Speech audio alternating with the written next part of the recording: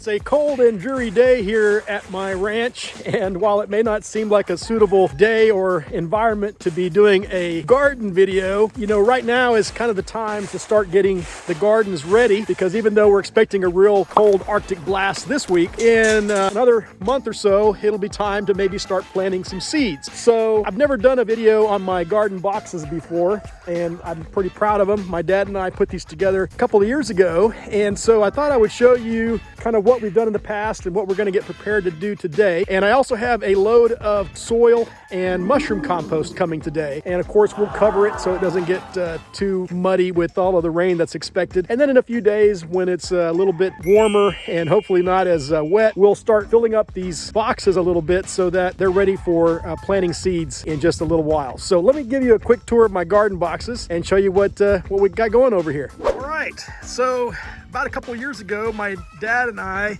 were really ambitious, and we decided to put these together so that we could have some raised boxes for planting vegetables, and would be somewhat of a deterrent for animals getting in, and also it'd be easier to harvest the vegetables whenever it was time to do so. And you can see here we're preparing for some cold weather here this weekend, but we cleaned these out the other day. For the most part, you can see where they are at right now. There's still a lot of room here to raise these up, and the reason that I want to raise them up is that as you can tell, I've got some irrigation going on in each of these boxes, and this irrigation system is a drip irrigation system, and I have lines that go and make a U.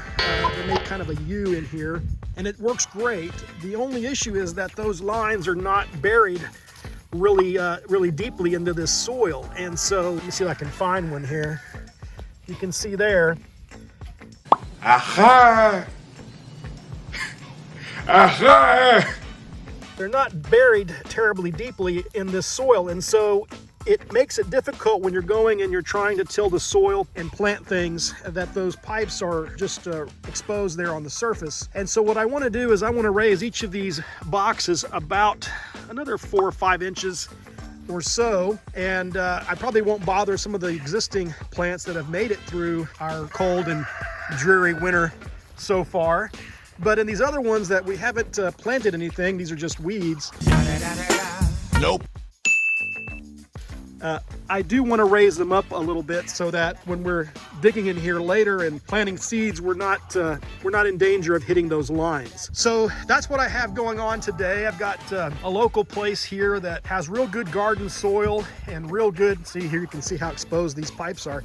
Okay. Real good garden soil and real good mushroom compost. And they're gonna be mixing that for me and bringing me 3 yards of the material so that I can fill these boxes up. And the way that I came up with 3 yards is I measured the width of these boxes, and I believe it was like 24 inches by 144 inches. And I measured how high up I wanted to go, so I did another, I think, 6 inches. And you find out how many cubic inches that is, and then you convert that to cubic yards, and that's how many yards of material you need. Places will call it yards, but it's actually cubic yards. And so it turned out that I needed about roughly 3 to 3.5 yards. The minimum order is 3 yards, and so I ordered 3 yards of material. So what I've got coming today is a mixture of garden soil and mushroom compost. And the reason that I want to have that mixture is it has a lot of good nutrients that'll help the seeds grow whenever I go to plant them in a couple of weeks. But if I just did garden soil, that's perfectly fine, but it's not going to have a whole lot of the nutrients that the mushroom compost provides. Now, some people would say, well, why not just use pure mushroom compost? The problem is that mushroom compost is considered a hot supplement. Oh, that's hot. That's hot. And that means that it retains a lot of heat, and it is actually okay if you're going to put it as a base around existing plants that are already well established. But if you're going to be trying to grow something in that mushroom compost, it can actually be so hot that those seeds won't germinate and grow and flourish. So folks typically do a 1 to 3 ratio. They'll do 1 part mushroom compost and 3 parts of garden soil. And that would be great if I needed 4 cubic yards of the material, because it's easier for them just to say 1 scoop is 1 cubic yard of the machinery that they have. So since I'm only doing 3 cubic yards, I said, let's do 1 part mushroom compost and 2 parts of garden soil. It'll be a little warmer than I probably should have it, but since it's so cold right now, I think we'll be okay when I go to plant those seeds. So they're gonna mix that up there. They're gonna bring it in a truck and they're gonna dump it. And they're gonna dump it here real close to my boxes so that I can use my wheelbarrow to then fill them up. And that may not sound like a big project, but I assure you, filling these things up by 6 inches times 8 boxes will probably take the better part of a day. And I'll do some videos of that whenever I get around to it, when it's not so dreary out and not so wet.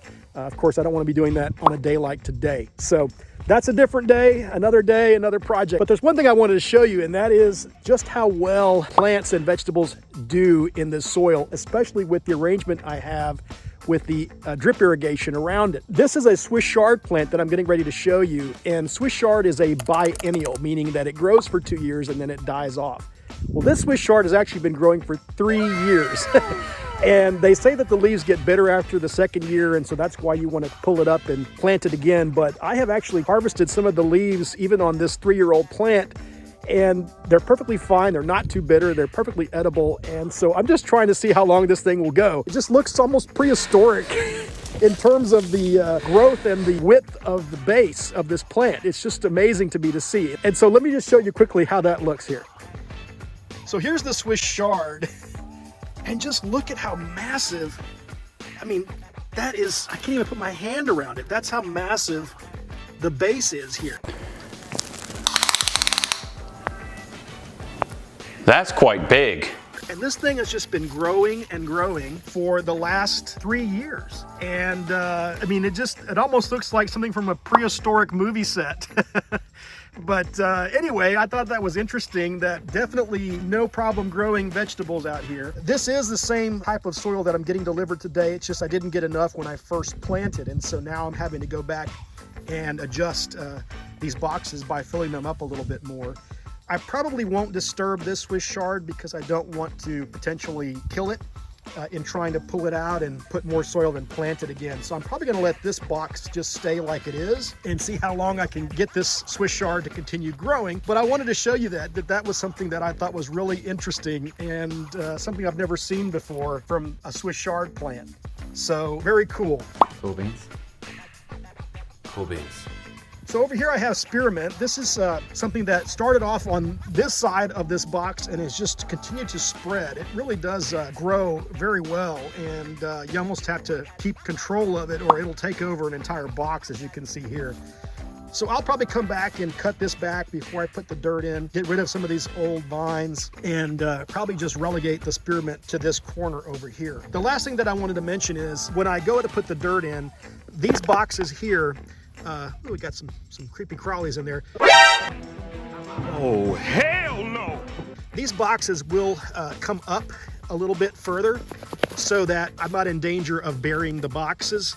So I'll pull these boxes up, and that way I can get the dirt to the level that I want. And these are just individual cutoff valves that I can close when I need to for a particular box. But otherwise, the irrigation system is one that I have set up on my internet system. So I can actually control it from my phone and control how much water and turn it off when I want to. And so pretty neat. I'm real impressed with the system that I have. It's a ratio irrigation system, and it works really well. I use the irrigation for all of the major trees and shrubs around my house as well. I've got lines that go all the way around, and that way it's all drip irrigation, so you don't have the problem of the water evaporating on a really hot day, so that, you know, all of the water goes right to the roots of my plants and make sure that I don't waste anything. So it's a really good system. I've been very impressed. I've used it now for, I guess, about 3 years since these boxes were first built, and it's worked out really well for me. All right, there you have it. So all that's left to do now is wait for the delivery of the soil and mushroom compost. I'm gonna put that right here, which is, as you can see, really close to my boxes so that I can use my wheelbarrow with ease.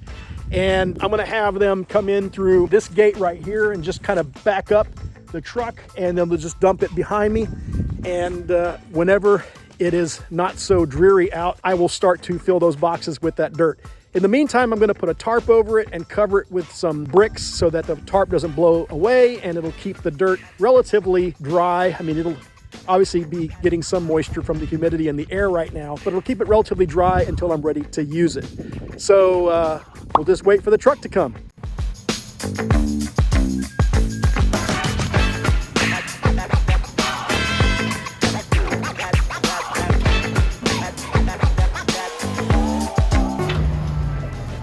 That little part right there wants to stick by, it wants to stay with you.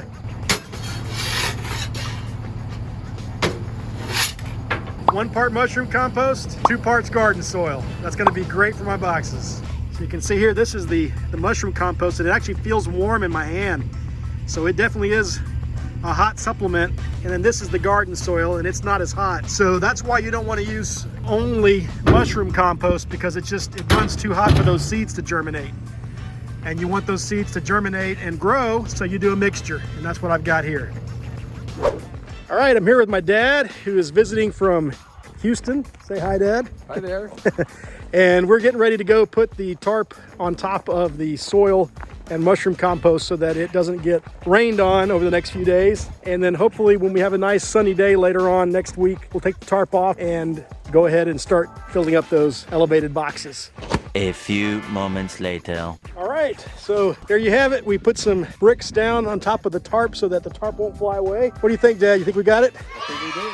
Awesome, thanks for your help, I appreciate it. And when we have a next sunny day out here, I'll get the wheelbarrow and start transferring the soil and compost to the garden boxes. But that's another day, another project. I appreciate y'all watching. If you enjoyed this video, please give a thumbs up and consider subscribing to my YouTube channel at Rancher Mike.